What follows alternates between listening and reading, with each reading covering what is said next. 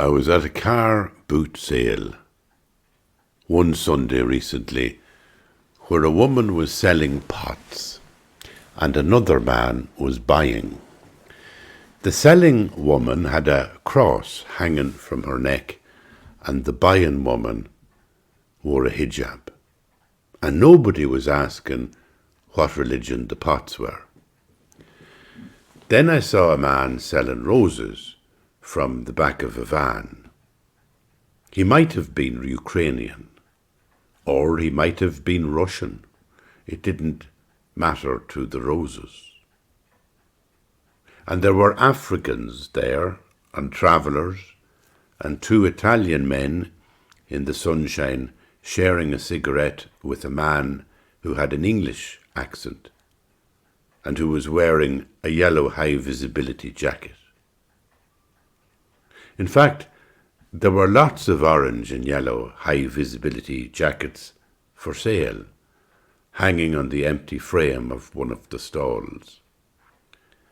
And there were people with sausage dogs, fur coats, and racks of shorts, and denim trousers, and big blue barrels, and a horse box for sale.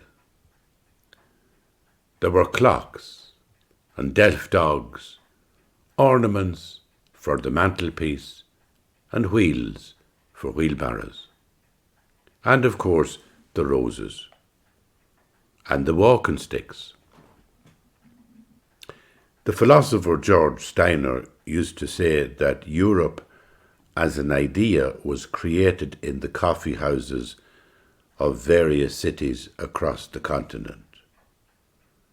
Because there was always war, and always people who fled from war, and invariably they settled in cities and were poor, and they collected in coffee houses where they spread great ideas like a virus, fusing stories, memories, philosophy, dreams of the future. And so Europe was born into its own unique modernity. Now that's what I think of when I'm scouring the car boot sales on Sunday mornings. It's not that I'm looking for anything in particular, and I'm not looking for conversation, but it's amazing to think that it's on these liminal spaces that some new world may already be germinating, and that will one day evolve into a new Ireland. I'm not saying that the car boot sales of Ireland are going to turn into the Open University. And the conversations I have in such places are always banal anyway. Like saying, that's a bad day, and him saying, will it last? People from all nationalities and backgrounds who live sometimes in the squalor gather in open markets to cheer themselves up and meet other people. But it's their children who will go to school and university and find each other in canteens along the way, asking questions like, where are you from? And answering it with phrases like, yeah, I'm from Carrick-on-Shannon too. It won't happen for my generation. We are too steeped in identities that will not give way to blending genders or accepting native Irish speakers with names like Mohammed. I knew an old man who used to sit by the range in the public house in Glengevlin long ago, with a cap on his head and a pipe in his mouth, as young people watched the television in the far corner. He would rehearse questions in his head all day, and then toss them out at night in the kitchen of the bar to stimulate conversation. Now here's a conundrum, he'd say, and then he'd go on to ask why the Americans were in Vietnam or why the British were in Fermanagh, and had I ever met anyone from Africa. He always had a question. What got him wound up more than all else were the antics of various pop groups on Top of the Pops. The grammar of goth or rock with long-haired men in glittering jackets and streaks of mascara down their cheeks, gyrating around the stage and bouncing up and down and banging off the microphones. Well, it used to fascinate him. The spectacle fascinated him, and he would take long sucks from his pipe and smile, or he'd tap his foot to songs like, "I am the god of hell's fire," and he'd say, "Well, sure, that's the future now." He meant that what he thought of as strange was someday going to be normal. And he was right. And I find myself in the same position now. Sometimes because of age or the limited life of a writer who has lived and loved in small places and quiet corners around Leitrim, Cavan and a few other counties, I realise that though the future is beyond my ability to comprehend it, nonetheless, it is coming, and it is bright and vibrant and thoroughly Irish in a new way. Because we are always afraid of the future as we age, and because young people will always fly from war and grip whatever life raft they can to build a new dream of peace.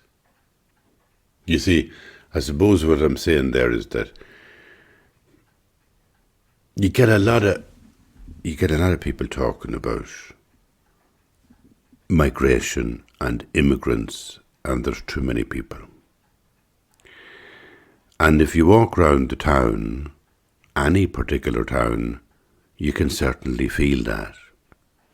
And if you go to a car boot sale on a Sunday morning, you'll find a huge amount of people from diverse cultures. What I feel is that I get older and I feel more anxiety about the future. And it's contradictory because, well, in 30 years' time, I won't be here. So if people are saying that in 30 years' time, Ireland will be a changed place, or Leitrim will be a changed place, and it'll be more diverse, more cosmopolitan, more pluralism,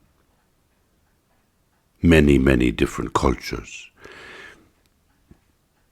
Why would it bother me? Sure, I won't be here. And the young people, I think the young people are always very happy to meet other young people. That would be my experience of young people. You know, the one thing that young people never like, and this was true for my generation, was where you were stuck in the same company all the time. You know, where you grew up on a particular little street in a little town, and Sunday afternoon you could hear the sound of Micheál O'Hare commentating on a GAA football match, wafting out of a neighbour's door, and everywhere was sleepy, and you'd hear the football match commentators describing somebody kicking a ball into the net. And it used to be tedious. It felt like we're all the same. There's nothing happening in this little world. And you'd meet the same people everywhere. And, you know, the adults would know you. They'd say, "Oh, you're Nellie Finley's son." The word you'd use for it is claustrophobic. And you'll get that in loads of great books like John McGahern or Sean O'Whelan or various other writers over the 20th century who, the Valley of the Squinting Windows is another example of it. You know, the way that we were living enclosed And it's one of the problems if you're on an island, it's going to be enclosed. Now, Torrey Island or Arranmore Island, they're enclosed in a very intense way because there are so few people, let's say on Torrey Island. I don't know if there's 150 or 200 full-time residents all the time. So it must be very tricky because you're mixing in a little group of people, and unless you go to the mainland, you don't meet anybody else. And other people tend to stimulate us. So, to a great extent, Ireland, the whole island, it's not Torrey Island, which is tiny. And by the way, Torrey Island is beautiful. It's astonishingly beautiful physically. The landscape, the rocks, the cliffs, the walks by the ocean, the sense of the ocean on both sides of the island, and you can feel both sides of the island at the same time. You know, it's that narrow. And then you meet the people, and they have poetry and music, and you're sitting there in what they call the club, which is a kind of a place where you can have a drink at night, and you're there and you're listening to people talking in Irish, and you're sharing, maybe talking a little bit of Irish with them. So the whole thing at Torrey is very, very magical and beautiful, and I'd strongly recommend to go for a holiday. And there's a hotel on the island, just straight up, so you can get the ferry out and you can walk up to the hotel, check in, and you're there. Or book it on booking.com just in case it's full, because it would be full in the summertime. Now that's my little advertisement for Torrey Island, because I do think it is a very, very beautiful place. But the isolation of an island is still a reality. And even with the population that we have in the south of Ireland, when we were growing up, and the population was much less at that time, and we had no internet, and there wasn't as much air travel because Ryanair didn't exist, and to go on Aer Lingus to London it would cost a fortune. It was very expensive, which meant that, people rarely got off the island. And there was a huge sense of claustrophobia, and young people, in my day when I was young, we all wanted something different, something novel, something strange.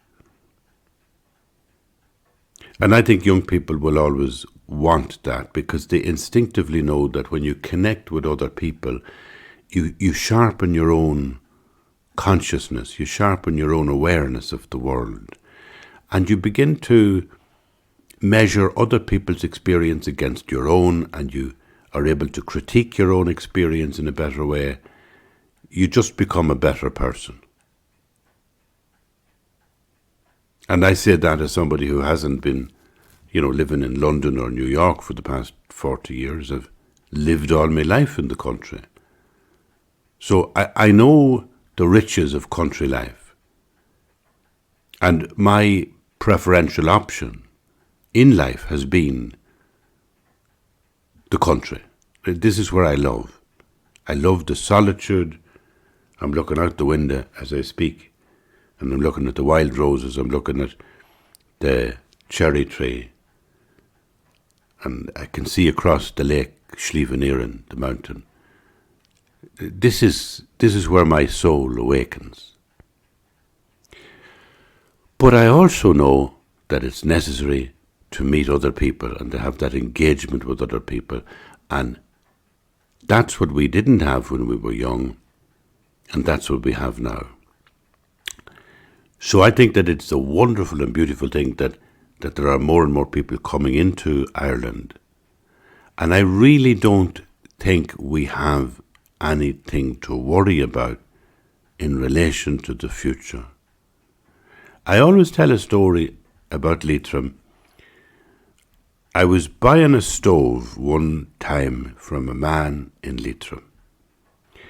Now he was from, I think it was Holland. He was from Holland. I saw it in the newspaper. It was even before Dundee existed. It was in the local newspaper. He had a stove for sale, went over to talk to him.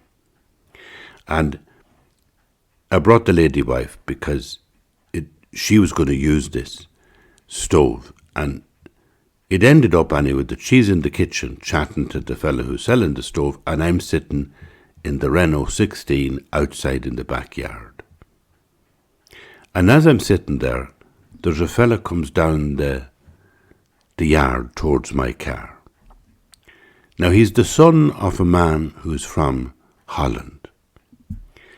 And yet he walks with a kind of a strange old way of dragging one foot after the other that you could only describe as a Leitrim walk, right? A culshy walk.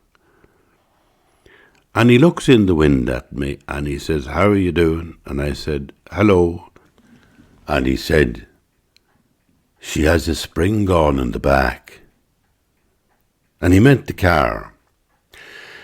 And he said it, you could not tell, but you were speaking to somebody whose people had been living in Leitrim for 100 years. He had all the cadences in his voice. He had all the perceptions in his, in his mind, the very thing that he was looking at, that the back wheel was in some way wonky, and he knew from his, as a teenager, his interest in cars. He knew what was wrong. And he didn't introduce himself in any formal way. He didn't use any kind of etiquette that you might associate with a civilized person from Holland. No. He spoke like a civilized young country lad from Leitrim. Because that's what he was. And that's in one generation. And there are other cultures who come to Ireland and they don't integrate as quickly. Somebody from Holland is going to integrate in Ireland rather quickly because simply there's not a big gap culturally between us. But whether somebody comes from, Poland, for example, was seen as very, very exotic and strange 20 or 30 years ago. There was a time before the Soviet Union collapsed, and nobody had really met anybody from Poland. And the first Polish people that arrived in Ireland, everybody thought, oh my goodness, this is something very new and strange.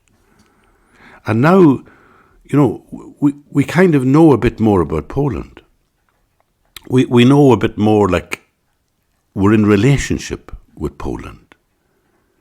We know the colours of their flag. We know the style of their personalities. We know the shops that sell Polish food. We know the Polish food. We eat pierogies, and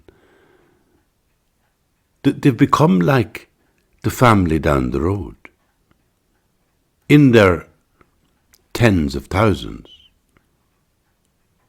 And I think everybody knows how valuable they are. Poles and Lithuanians and people from Europe, and how they've transformed to a great extent the service industry, because so many jobs in the service industry, and you can't find Irish people to do the jobs, and many Irish people don't want to do the jobs because they want to go to college, they want university education, they want. So who's going to do the cleaning in the hotel? And you find that everywhere you go, you're in and out of hotels, and you'll hear East European voices and accents and languages on the corridor. So I think that no matter where people come from, even if it's somewhere as exotic as Africa or Asia, I just believe that we will all get on together. Like it's not a big ideological issue. The style of politics in Ireland is the same, much the same as it was 50 years ago and even 100 years ago. And if you look at the change that happened when we became, free from the colonial power, when we changed from being part of the United Kingdom and we became first a free state and then a republic. Well, if you look at that point, 1922, where it all began, you realise that we didn't change much. Do you know? Village life didn't change much. The post boxes in the stone walls with VR on them, Victoria Royal, or maybe ER, Edward Royal, they got painted green. That was about all.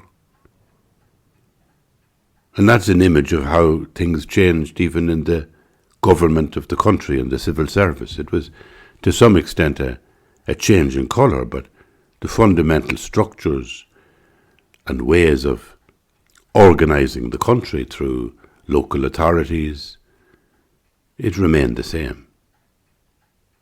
And I think that if I was here in 100 years or 50 years, which I won't be, the first thing that you'd notice different would be the population will have gone up.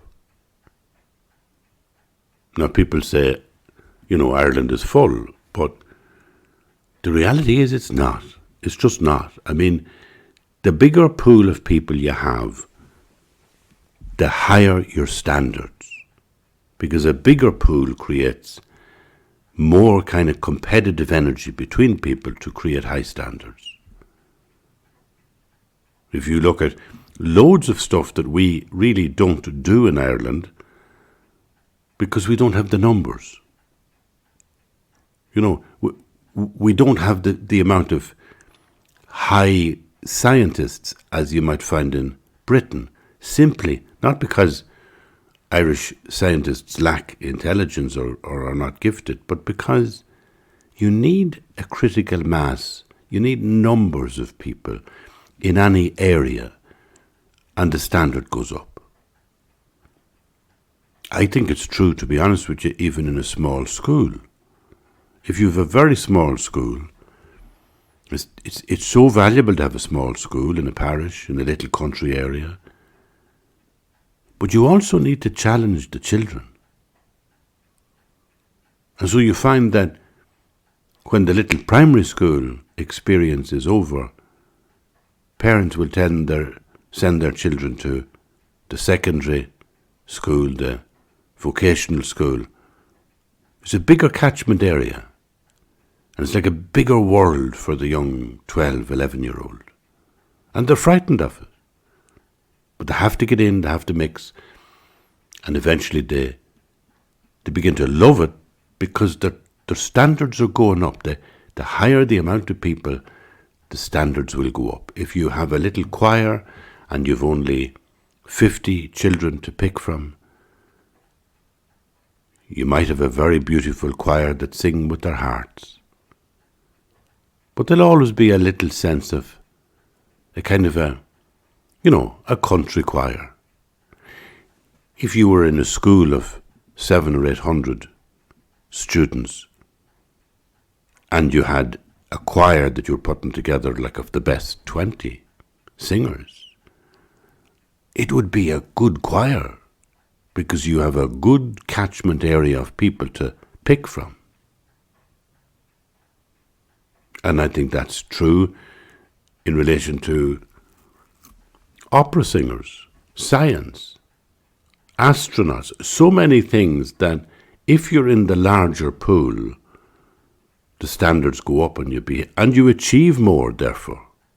So it's very satisfying for the individual who wants to achieve if they're in a bigger pool.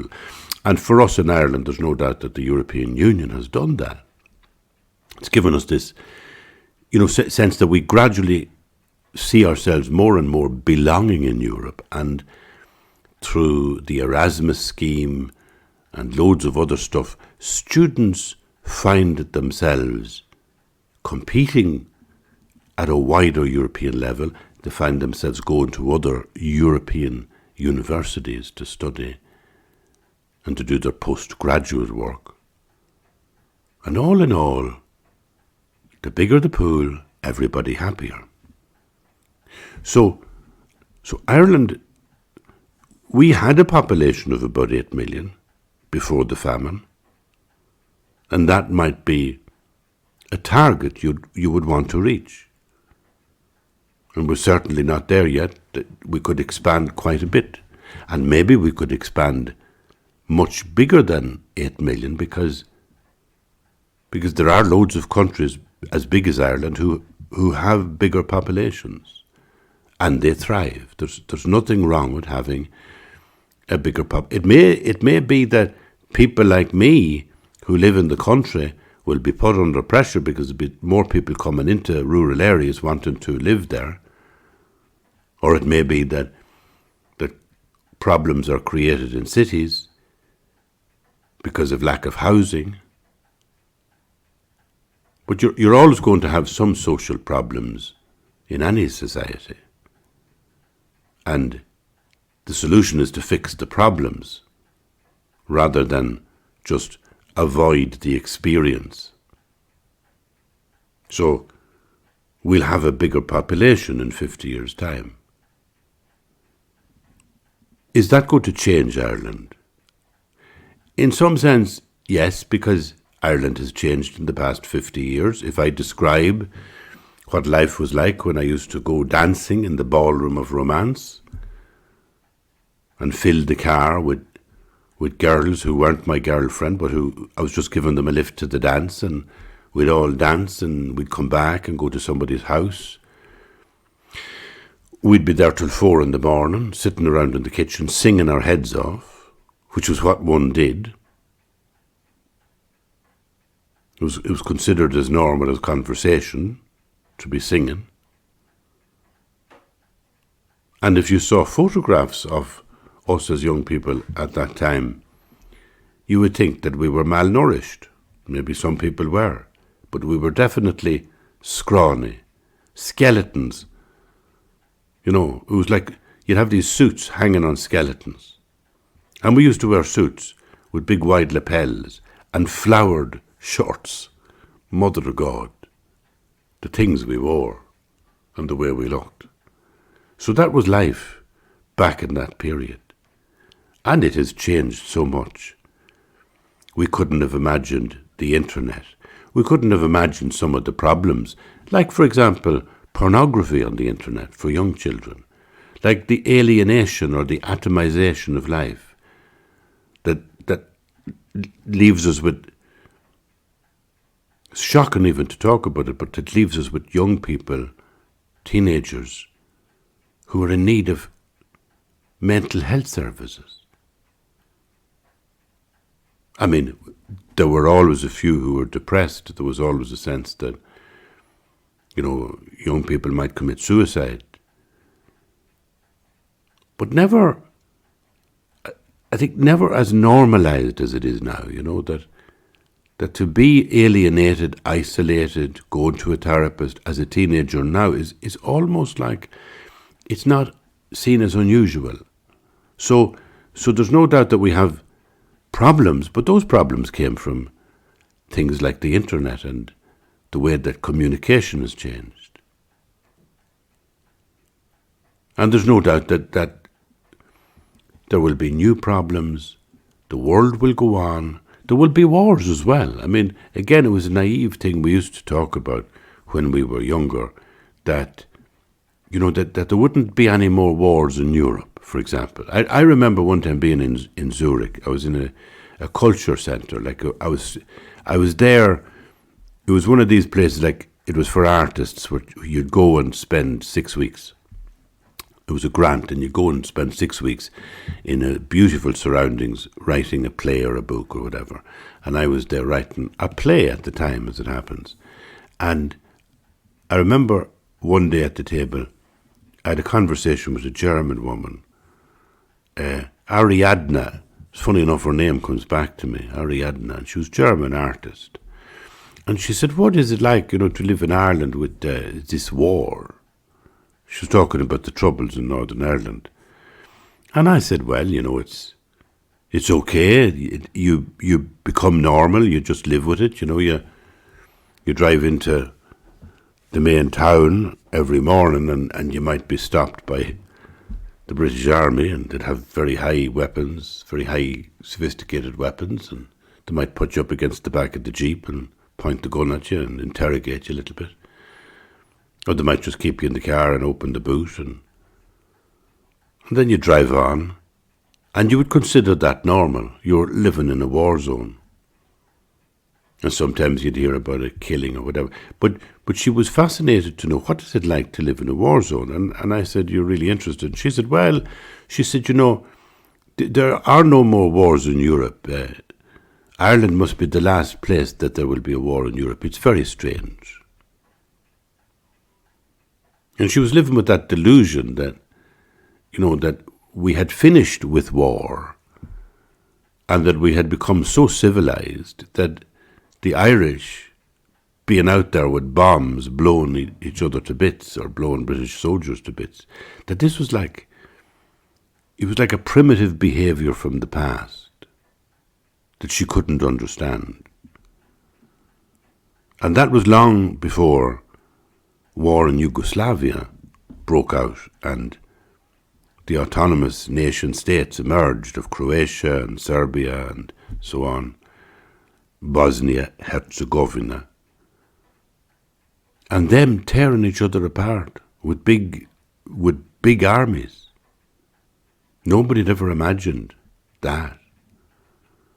But we got used to it and we forgot about it when it was over.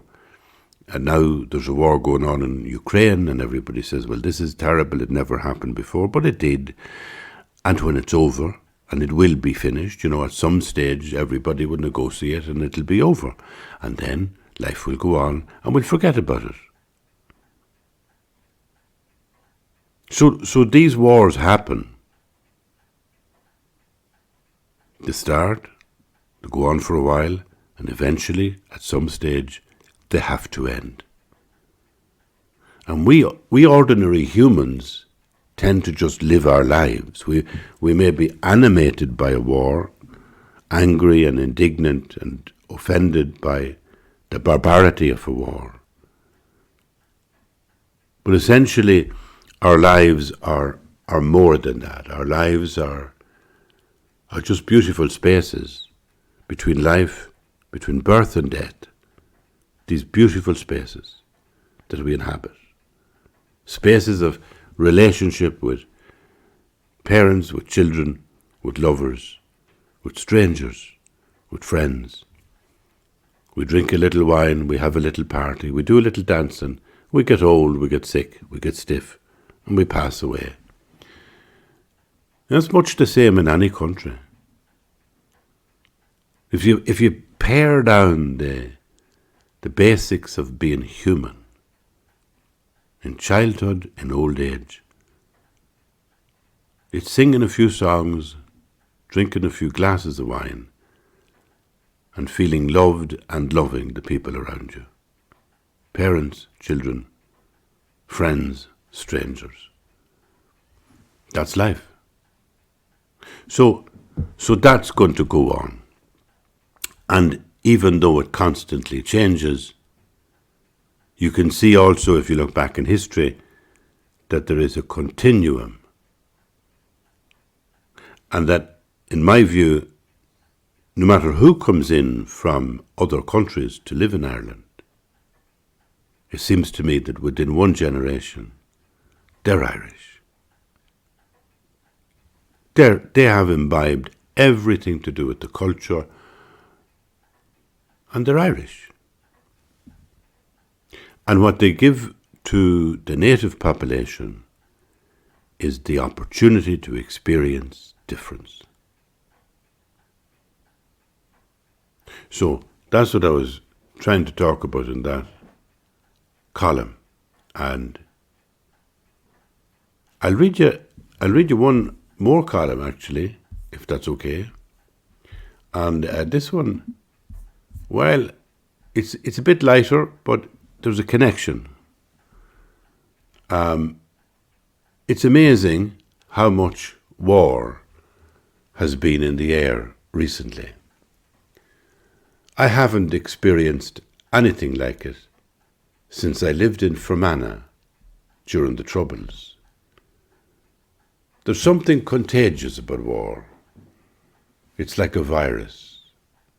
It can pick up anything and turn it into a weapon. I was thinking this during the warm weather about a month ago as I sat on the lawn with the General, listening to bees buzzing.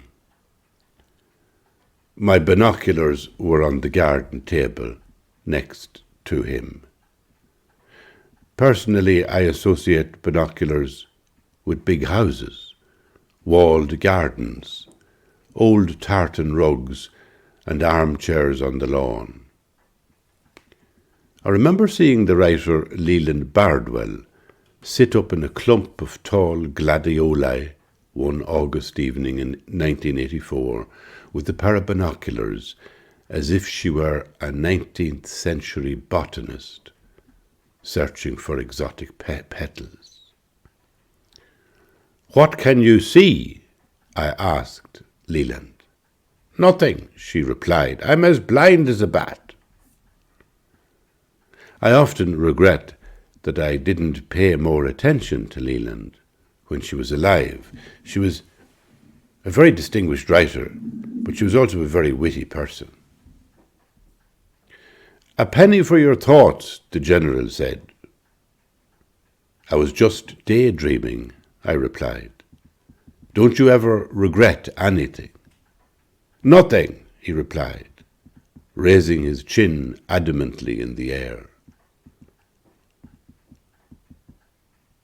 I regret lots of stuff.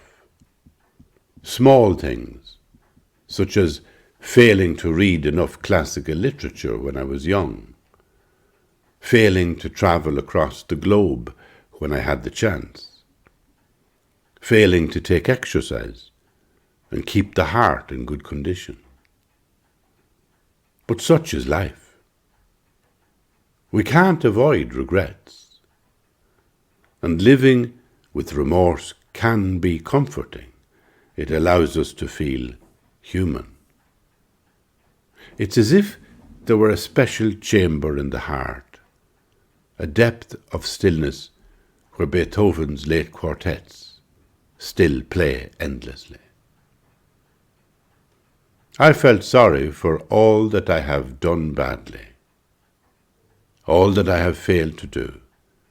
I feel sorry for everything. And the funny thing is that such regret is comforting. It releases me from the burden of being perfect or even right about anything. The General came to visit because I had COVID. I was feverish for about 4 days. "You must have got an enormous load," he declared. "You talk like it was manure," I replied. I gave him a bottle of sparkling water with a vitamin C tablet and had the same myself as we sat in the sunshine at a good distance from one another. "Is this all you've got?" he wondered, looking at the sparkling water. He probably hoped I'd offer him gunpowder gin. "I can't drink alcohol at the moment," I said. "I'm on antibiotics." He stretched his hand towards the binoculars that lay on the garden table. Binoculars I have possessed since the day I bought them from my Uncle Oliver in Enniskillen in 1983. My uncle wanted Carl Zeiss lenses, and the only place to get them was Enniskillen. Before leaving the shop, I bought a pair for myself as well. But living in South Fermanagh at that time, and having a pair of binoculars on the back seat of a car, wasn't wise. People were arrested for less. Binoculars would have been a necessary item in the toolkit of any freedom fighter who wanted to monitor the movements of any vehicle along the lonely laneways. And no soldier in a high tower or a lookout post could be without their own pair. I heard of one soldier who was shot because of his binoculars. He was peering out from a tower, and the glass of his lenses reflected the sun, giving a sniper just one tiny moment to fire at him. Maybe I am naive, but for me, binoculars were never more than a beautiful remnant of Victorian tranquility, grandeur, and scientific curiosity. I remember a pair resting in the dusty window ledge in the porch of an old house just beyond our own when I was a child. One day I lifted them up with some curiosity, and the elderly widow said, "Those belonged to my father." I sensed a note of sorrow in her voice and left them down instantly. She was old enough to be talking about the First World War, the first great war of the 20th century, the war to end all wars. But I'm happy to say that I've only ever used binoculars to watch birds, dolphins, and flowering weeds on the mountain path. I've never thought of them as an aid for killing. "Aren't these binoculars wonderful?" the general declared as he tracked a bumblebee crawling up a blade of grass in the distance. "They are," I agreed, "although it depends what you use them for." I suppose what got me in that particular column was the need to share this sense of the ambiguity of life, you know? Like that a thing can be used in one way and in the opposite. A pair of binoculars could be used to, check out a house where you're going to kill somebody. It could be used to track a car and the patterns of behaviour that the owner of the car might be using, coming and going to work at the same time every day and using the same road, so that it makes it easier for the terrorist to plant the bomb in the culvert of the road, or easier to even sit and watch and wait until you can get a shot at your target. So there are ways that something like a pair of binoculars can be used for good or for evil. A computer, think about it, can be used for good. Look at the amount of good you could do with a computer. Supporting a charity, or propagating your good message on Facebook. And then think of the dark ways that it can be used. Malicious, evil ways that you can use a computer. Obviously, I'm thinking of, the way it might be used in pornography, or just in libeling somebody, or sending a death threat. Like, anything we have in the world can be used for good or be used for evil, depending on our attitude to it. And then if you take actions, the same is true. So when you think about Ireland in 50 years' time, there's no logic that says if we bring immigrants into Ireland, it will change us for the worse. Like change it will do, but we're going to change anyway, because if you look back in the past 50 years, we've always changed. Even when there was only ourselves, we always change. every 50 years. So if you say, well, we have a lot of immigrants come into the country and they're going to change it, yes, for the worst, no. You cannot say that immigration will change Ireland for better or for worse. The same way as you cannot say that a pair of binoculars is something you can use for better or for worse. You cannot say that can be only used, that will only happen in a bad way. You can't say that. Every object is open to being used for the good or for the bad. Everything that happens has the potential for being good or bad. Immigration could be bad, and immigration could be good. It simply depends on how we go about greeting that moment, greeting that opportunity, greeting those strangers who come to our country. It's an opportunity, and we might take it or we might not, but it's not going to change the way we are. So, I suppose there is a number of little anecdotes and stories that I take from the Irish Times columns.